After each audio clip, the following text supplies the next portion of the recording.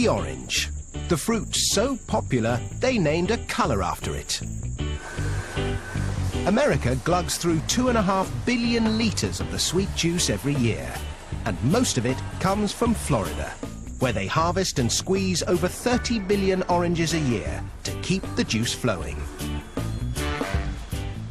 Florida, the Sunshine State, home of Disney World, Miami Vice, hanging chads, and oranges, millions upon millions of oranges. In fact, orange trees outnumber people 3 to 1 in Florida, and they produce over 6 million tons of citrus fruit every year. And almost all of it ends up as breakfast orange juice. To grow oranges, what you need is good soil, large quantities of blissful Florida sunshine, and buckets of rain. They don't like to advertise it, but the Sunshine State is also the soggy state.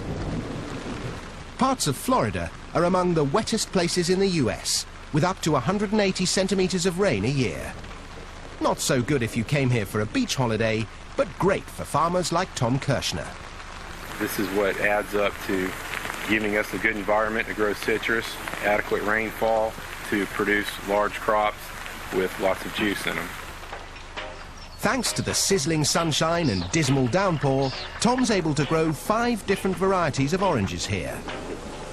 They do this because each variety ripens at different times of year, which means you can enjoy OJ all year round. But how do they know when an orange grove is ripe for harvesting?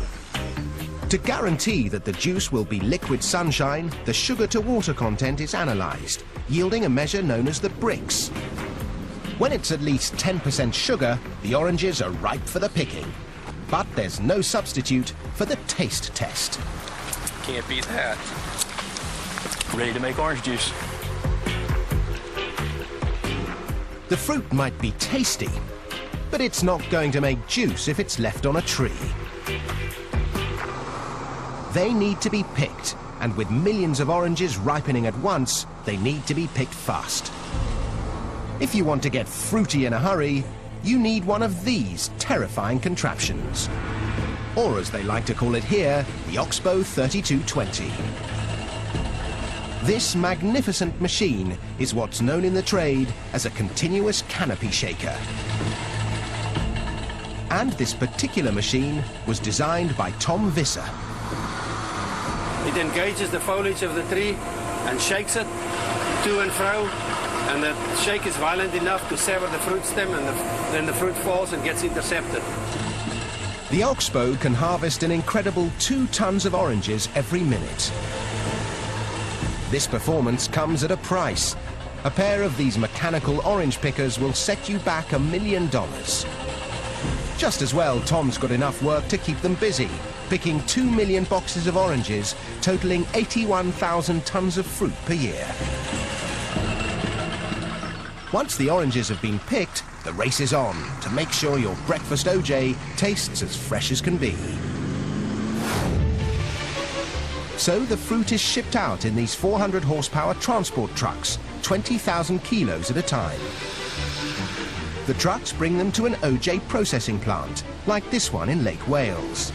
Dave Crumbly makes sure they don't run out of oranges. We'll do about 200 of these trucks a day.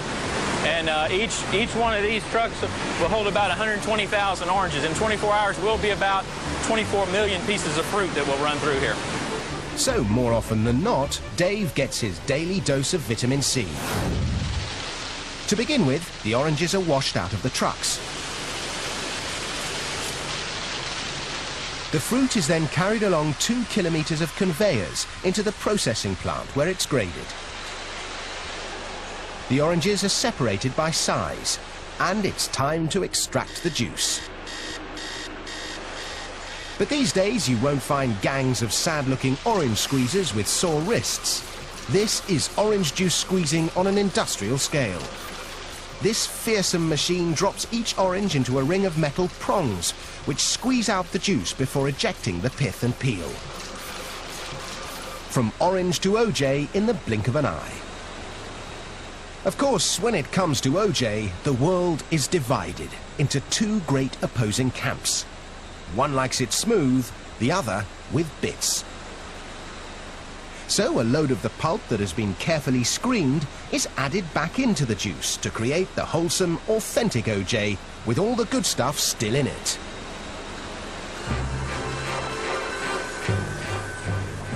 The OJ is now ready to be poured into cartons. It takes 24 oranges to make enough juice to fill each 1.89 litre carton. But quantity counts for nothing unless the quality's good enough to keep orange juice the world's favourite breakfast tipple. There are palates that can tell a Beaujolais from a Burgundy in an instant. And noses that can whiff a Chanel No. 19 from 100 paces. Well, these guys do the same for OJ. An expert OJ taster can spot minute variations in taste, composition and acidity. Doesn't have a very much oily feeling either, does it? There are 11 different measures of quality. Only when a batch of OJ ticks every box is it fit to be shipped. All that effort means this factory alone turns 3 billion oranges into over 250 million litres of juice every year, which makes delicious fresh OJ a luxury we can all enjoy. I love oranges. I love orange juice. Nothing any better.